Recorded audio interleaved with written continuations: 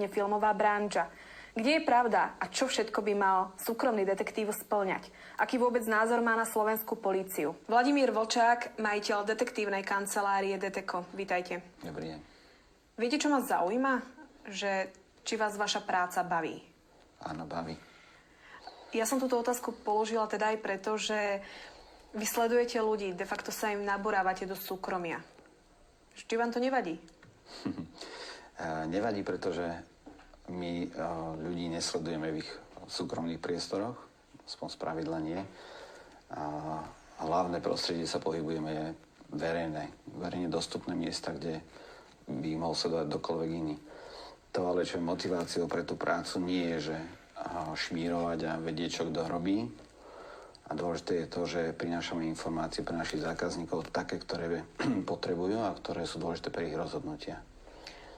Ja keď tak nad tým rozmýšľam, tak ja mám pocit, že táto súčasná doba praje detektívom a súkromným očkám. Alebo sa mýlim?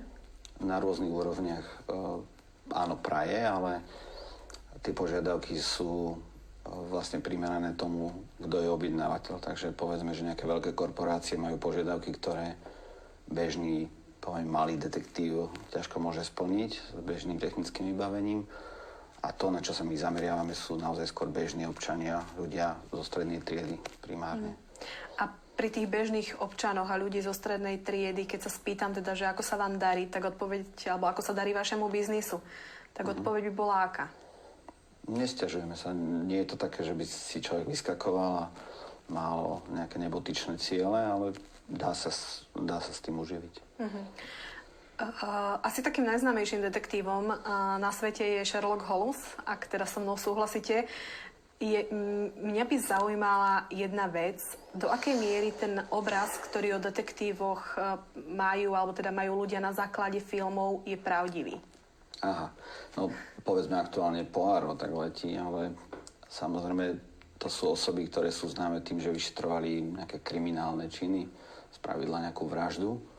A toto naozaj nie je činnosť, ktoré by sa mal venovať súkromný detektív primárne. Na to je určená štátna polícia. Takže detektív, ktorý pôsobí v tej privátnej sfére, sa venuje iným témam ako detektív, ktorý pôsobí napríklad u kriminálnej polície. Viete, alebo teda to, čomu sa venujete, máte koniec koncov aj na svojom webe. A je to teda nevera, preverovanie bezpečnosti, krádeže vo firmách, šifrované hovory, dospievajúce deti, preverovanie osôb a servis advokátskym kanceláriám. Toto sú teda služby, ktoré robíte. Po čom je najväčší dopyt? Presne ako napadne asi každého. Čiže to... Takže nevera. No, áno, najdôležitejšie alebo najväčšie množstvo objednávok je práve z tejto oblasti, pretože to je téma, ktorá ľudí vždy trápila a predpokladám aj bude trápiť. To, čo sa deje v tom súkromí, je často to najcitlivejšie. A v tom sme my špeciálni. Alebo tomu sa špeciálne venujeme. Aha, vaša teda vaša spoločnosť sa teda tomuto venuje. Že nie je to, že by Slováci boli naozaj najviac podozrievaví napríklad spomedzi Európanov. Určite to nie je o podozrievavosti. Skôr je to o tom, čo sa možno reálne deje. Doba je taká, že praje tomu, aby ľudia si hľadali nejaké bočné vzťahy. Nikto nie je svätý. To som už povedal v iných rozhovoroch. A nedá sa povedať, že to sa mne nikdy nemôže stať. Jednak z tej pozície obeťa alebo z tej pozície vinníka. Z akých dôvodov si vás ľudia, keď sa bavíme teda o nevere, najčastejšie najímajú? Ja teraz narážam, že či je to naozaj preto, že som v rozvodovom konaní a chcem získať dôkazy o tom, že ma manžel podvádzal, alebo som nespokojná vo vzťahu a chcem zistiť, prečo to tak je. Často to býva kombinácia týchto dôvodov. Povedzme, že keby sme hovorili o klientke, tak uvažuje nad tým, že vzťah jej nefunguje, má podozrenie, že jej partner má nejakú inú ženu a vlastne sa rozhoduje, či má pokračovať v tom vzťahu alebo nie. A pre jej pokoj, pre rozhodnutie, zodpovedné rozhodnutie je veľmi dôležité, aby sa neunáhlila. Čiže vtedy prichádza za nami a my na základe jej objednávky získame informácie o tom, ako sa správa jej partner v dobe, keď nie je s ňou. A pokiaľ zistí, že partner je v poriadku a niečo iné vo vzťahu nefunguje, tak ešte stále je šanca to napraviť. Ako dlho trvá vôbec sledovanie ľudí? Povedzme, že taký maximum alebo nejaká hranica je okolo 20 dní, kedy sa venujeme tomu človeku. A ak sa za 20 dní nezistí nič, povedzme z tej negatívnej stránky, tak dá sa povedať, že ten človek, jednak konštatujeme, že za tých 20 dní ten človek nič zlého neurobil a dá sa aj povedať, že pravdepodobne nemá nejaký vzťah. A ak stále trvá podozrenie, ak stále sú ešte nejaké bočné signály, tak je na čase prehodnotiť stratégiu a robiť to iným spôsobom. Čo to znamená To znamená, že prehodnotiť? hľadáme iné spôsoby, ako povedzme nejaké non-stop sledovanie. To znamená vytvoriť situáciu, kedy ten partner môže si vyhodiť z kopítka. Napríklad, vtedy sa môže prejaviť. Provokácia, by som to nazval. Dobre, chápem teda správne, že na to, aby ste dokázali, že či manžel alebo partner je neverný, tak mu napríklad aj ženu podsuniete? Práve to nie. Nie sme režiséri, my sme skôr tí pozorovatelia. Skôr, čo sa snažíme, je vytvoriť povedal som pohodu pre toho človeka, aby mal pocit, že nie je sledovaný, že je vhodná situácia na to, aby sa zachoval, aby odhodil masky a choval sa tak, ako sa chce chovať. Mohli by ste popísať vôbec, ako vyzerá také sledovanie kvôli nevere? Ako u každého iného, by som povedal, sledovania, pretože človeka vytipujeme si čas, kedy by mohol sa niečomu venovať, pokiaľ teda máme tip. Ak tip nie je, tak to je prakticky 24 hodín denne. Ale keď máme tip na nejaký vhodný čas a situáciu, tak si toho človeka v úvodzovkách odchytíme a ideme za ním, nech ide kamkoľvek.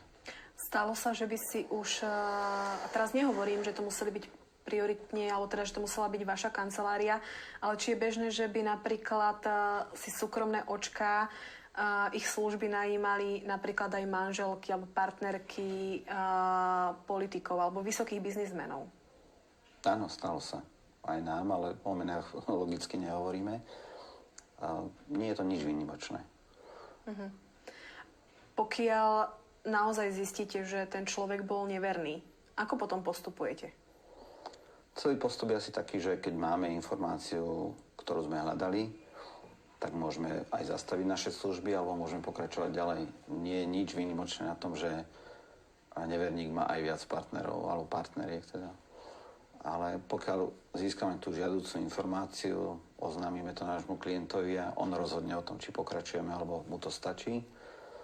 No a potom je to už vlastne na tom ďalšom rokovaní, že sa stretneme, vyrovnáme si pohľadávky voči sebe a poskytneme získané informácie. A v prípade tých známejších ľudí, napríklad teda v prípade tých politikov, je to sledovanie predpokladom náročnejšie?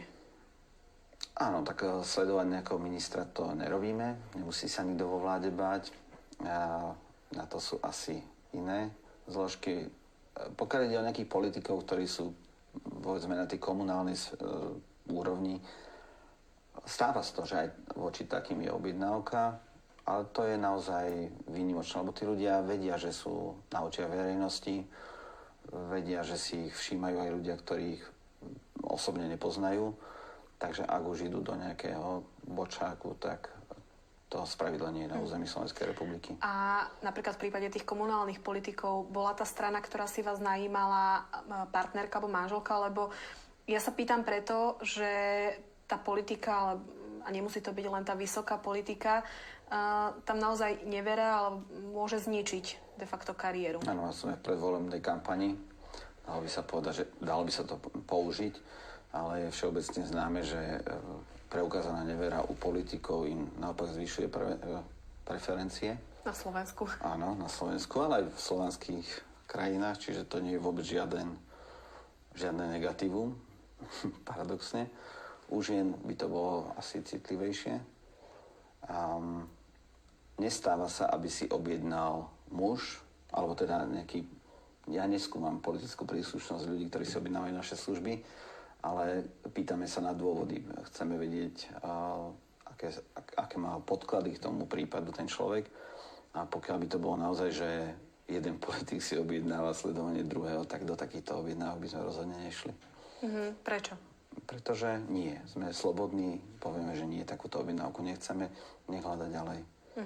Blížia sa voľby. Mali ste pred voľbami zvýšený dopyt do vašej služby zo strany teda či už žien, alebo teda partneriek, alebo partnerov politikov na to, aby ste ich sledovali a zistili, či sú neverní? Nie, takú štatistiku si ani nevedieme, či je zvýšený dopyt v súvislosti s voľbami a či ide o nejakého politika na nejakej úrovni. Takže na toto vám ani neviem odpovedať. A taký dopyt tu vôbec bol? V rámci tých súkromných vzťahov medzi manželmi tam ťažko riešiť, či je niekto z nejakej politickej strany alebo nie. A teda manželka to tiež nerieši z tej politickej línie, ale z toho v rámci svojho súkromia. Čiže mňa to veľmi nezaujíma, či ten človek je členom nejakej strany. A skôr je dôležité, čo nám poskytne partner o tom svojom partnerovi. Čo všetko musí človek vedieť, aby mohol byť detektívom alebo dobrým detektívom? No, musí sa vedieť správať primerane v rôznych situáciách, v rôznom prostredí, vedieť rýchlo a čo najsprávnejšie zareagovať. Zbytočne neriskovať, ale zase istá dávka akčnosti v ňom musí byť. To znamená nebať sa ísť aj do situácií, kedy druhý by si netrúfli. Ale ako vrajím vždy s takým citom, aby to neprekračovalo rámec, aby to nebolo viac riskantné ako prínosom pre ten prípad. Detektívna kancelária Deteko je vytvorená odborníkmi, ktorí špeciálne znalosti a schopnosti získavali počas dlhoročného pôsobenia v bezpečnostných zložkách Slovenskej republiky, spravodajskej služby alebo policajný zbor. Áno. Vy ste ako dlho pôsobili? Roky. Roky. Prečo ste potom vlastne mali vôbec potrebu prejsť na tú druhú stranu? Alebo teda Ja som neprešiel na druhú stranu. Áno, opravím sa. Prečo ste mali potrebu začať svoj vlastný biznis a možno odísť z tejto štátnej sféry?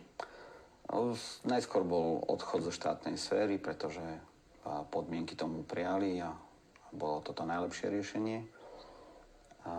A prečo venovať sa tomu súkromne? Pretože keď má človek dostatok času a uvažuje, čo bude ďalej robiť o svojom živote, tak je asi veľmi výhodné využiť to, čo ovládam, čo ma baví.